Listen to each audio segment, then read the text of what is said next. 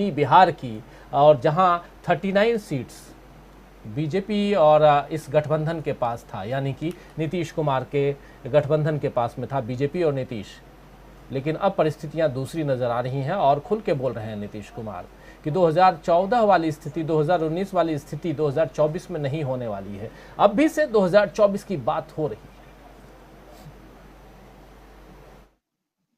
राजीव जी, जब जब जेडीयू और आरजेडी मिलकर चुनाव लड़े हैं, वही स्थिति हुई है जिसकी बात नीतीश कुमार कर रहे हैं। भारतीय जनता पार्टी 2015 का चुनाव अभी पीछे का आपके सामने है।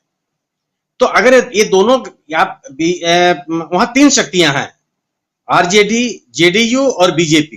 कांग्रेस ही बहुत अच्छी स्थिति में नहीं है, और जीत उन्हीं की होनी है जहां 2 एक साथ होंगे। ये तथ्य है। आज जो हालात बन गए उसमें साफ लग रहा है कि बीजेपी के साथ अब कोई नहीं है। इसलिए मेरा यह मानना है कि बीजेपी बुरी तरह से उसका सफाया हो जाएगा 2024 के चुनाव में बीजेपी का। रही बात इसकी, देखिए जो आप लोग बात कर रहे हैं ना, सवाल यह है कि यह बीजेपी का अति आत्मविश्वास है जिसकी वजह से ये इनको मुंह की खानी पड़ी है।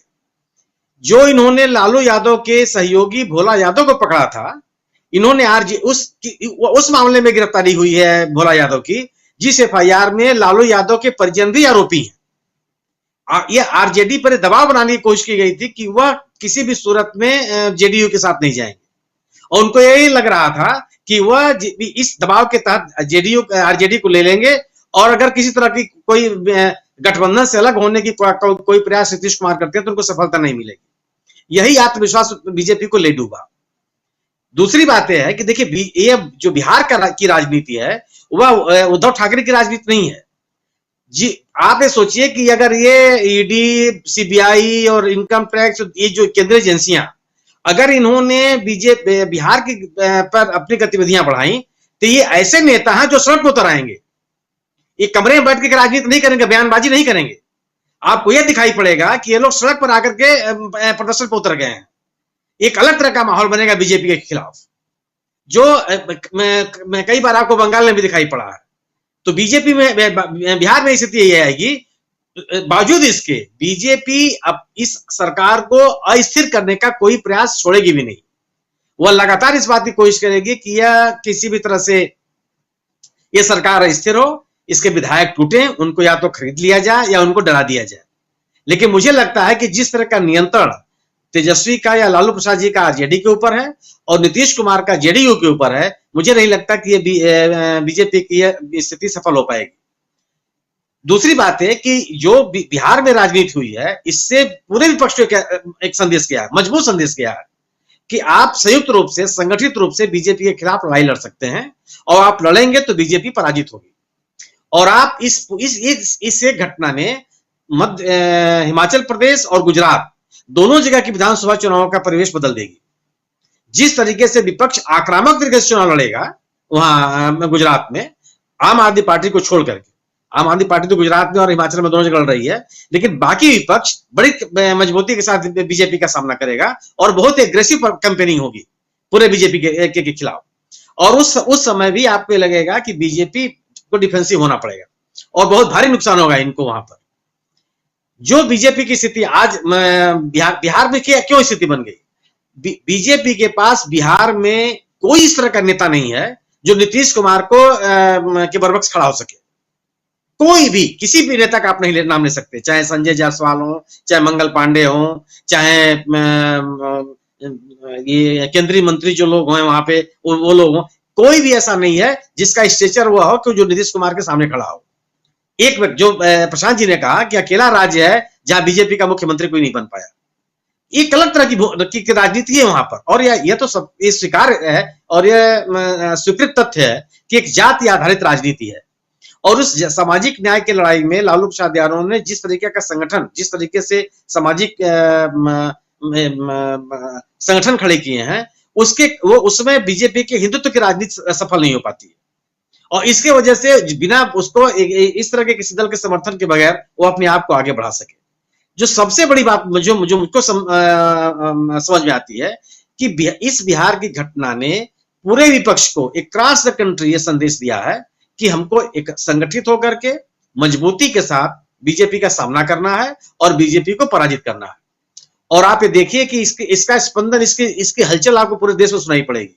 हर नेता ने, मतलब मुझे लगता है कि ममता को छोड़ करके, ममता बनर्जी को छोड़ के लगभग हर नेता ने इसे प्रतिक्रिया दी है और नीतीश कुमार का समर्थन किया है और ये कहा है कि जो हुआ ये होना चाहिए था, और ये कहा है कि बीजेपी के सामने नीतीश कुमार ने चुनौती खड़ी की। तो जो ये संदेश गया है और बीजेपी पूरे विपक्ष के सामने एक संगठित होकर के मजबूती के साथ विपक्ष बीजेपी को चुनौती देने का एक माहौल बना है, यह आने वाले दिनों में राजनीति को बहुत कायदे से प्रभावित करेगा और बिहार के आसपास के सभी राज्यों में, खासतौर से हिंदी बेल्ट में इसका असर पड़ेगा। मेरी अपनी समझ कहती है कि नीतीश कुमार एक ऐसे नेता हैं जिनका लगभग सभी हिंदी राज्यों में एक अच्छी पहचान है।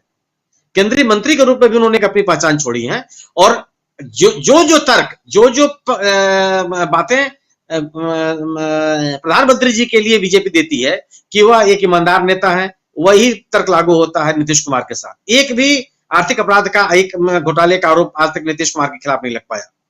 ये बात कही जाती है कि वो अपने परिवार को और उनको प्रश्रय नहीं देते हैं, वही बात नीतीश कुमार के साथ लागू होती है। ये बात कही जाती है कि वो बैकवर्ड नेता हैं, ओबीसी कम्युनिटी से आते हैं, वही बात नीतीश कुमार के साथ लागू होती है। और एक बात जो एक प्लस होती है नीतीश कुमार के साथ कि एक हाईली क्वालिफाइड, वेल एजुकेटेड नेता है, एक उच्च शिक्षा प्राप्त नेता, और जिसने जो 17 साल तक किसी प्रदेश के लगातार मुख्यमंत्री हैं और ऐसे मुख्यमंत्री जिनके सरकार के ऊपर किसी घोटाले का आरोप नहीं लगाया। ये जो लोग जो बात करते हैं, जो भी पिछले दिनों कल भाजपा नेता ने कहा, रविशंकर प्रसाद जी ने, कि यह मैंडेट का विरोध है, मैंडेट के खिलाफ उन्होंने निर्णय लिया। अरे साहब, 2015 में किसके लिए मैंडेट था? जब जेडीयू आरजेडी ने सरकार बनाई थी मिलकर के चुनाव लड़ने के बाद, और 2017 में आपने सरकार को तोड़ दिया था।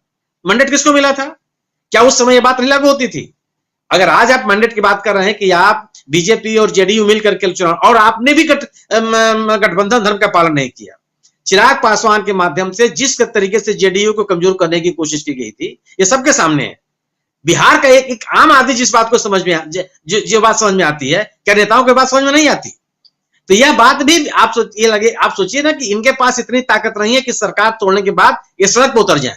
आज जहां धरना प्रदर्शन कर रहे हैं, अपनी पार्टी मुख्यालय पर कर रहे हैं, कहीं किसी सार्वजनिक स्थान पर नहीं कर रहे हैं ये, क्योंकि उनको पता है कि वो जन समर्थन इनको नहीं मिलने वाला है जिस जन समर्थन का ये दावा करते हैं।